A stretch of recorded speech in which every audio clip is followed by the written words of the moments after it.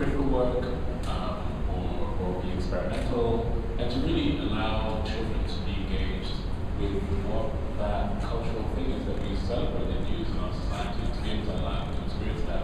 What I wanted to do when we found out that the space that we were going to use in the museum was effectively from this level a lower space, a basement space, I tried really hard to not let that impression cloud the sense of the institution. So you come in, and I really didn't want you to feel like you were suddenly being taken into a dark space, but you were being given vignettes to the programming and the idea. So really from the front door, you see right into the heart of the museum. And this is a very important moment because you get a vignette into the permanent exhibition or the touring exhibition that's in the space.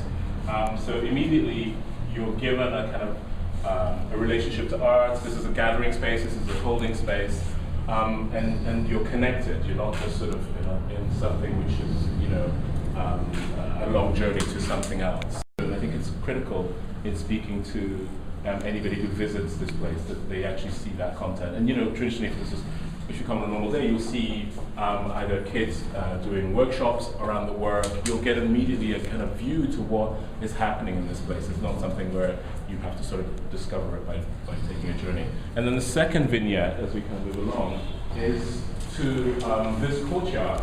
And this courtyard is very important because this is where the Sugar Hill, what's the formal name of the Sugar Hill Museum Preschool. The Sugar Hill Museum Preschool play spaces are. So these two spaces, the space behind the screen, which is this metal embossed screen similar to the facade in terms of the rose patterns, is the play space, but this could open up, and this entire courtyard, protected, is also a place where you see children playing, learning. As you're going down the stairs, there are little moments that are very important.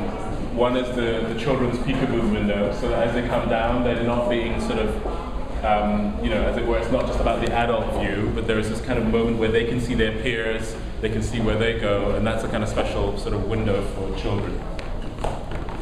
And I'm here with Lauren Haynes, who is Associate Curator of the collection of the Studio Museum in Harlem. And she put together this extraordinary show called People, Places, and Things, selections from the Studio Museum. And Lauren, you're not kidding around or condescending to your audience here. We've got Jacob Lawrence, we've got Alton Loving, we've got Beaufort Delaney, Charles White, we've got fine works by very fine artists. Tell me what your governing principle was in selecting them. Sure. It was really exciting to get the idea and the challenge from Lauren Kelly and Susie here at Sugar Hill to think about works from the museum's collection that could work for a variety of audiences, particularly the children that are the focus of this museum. Yes. And we wanted to not sort of pick things that felt like they were made for children, but also think about ways how kids could interact with these works that we have in the collection by artists that hopefully they'll become more familiar with and sort of grow into art lovers, and also think about ways of connecting our collection to Harlem, to New York, and to ways of reaching out. Yeah, so let's talk about this one, for example. Why did you settle on this one? Tell us a little about it. This is the Jacob Lawrence work from 1986 called the Schomburg Library, yes. And the obvious connection being the Schomburg is also here in Harlem on 135th Street, and thinking about how maybe some of these kids or their families have been to the Schomburg or will go there, and thinking about local places that they can connect to, and thinking about this idea of places. And it was important to Jacob Lawrence in his own evolution, as we learned in great detail at MoMA just recently. Absolutely. In that wonderful show. So you start out with something that resonates immediately with young and old, I think. And any other key works that you really chose for important reasons? I think there's also this work by Lois Maylou Jones called... I'm sorry, by whom? Lois Maylou Jones. Okay. Called Street Vendors Haiti.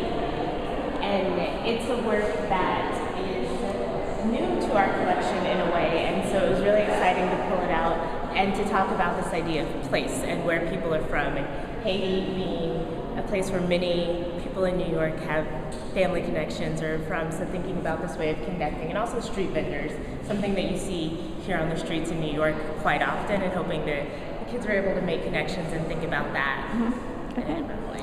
All right. And will there be changing exhibitions here? I mean, is this the first of other installations, or is this intended to be fairly permanent? This will be up for a year. There's a Romare Bearden right here, and a number of them, I guess some of them are children and families and so on. People for music as well.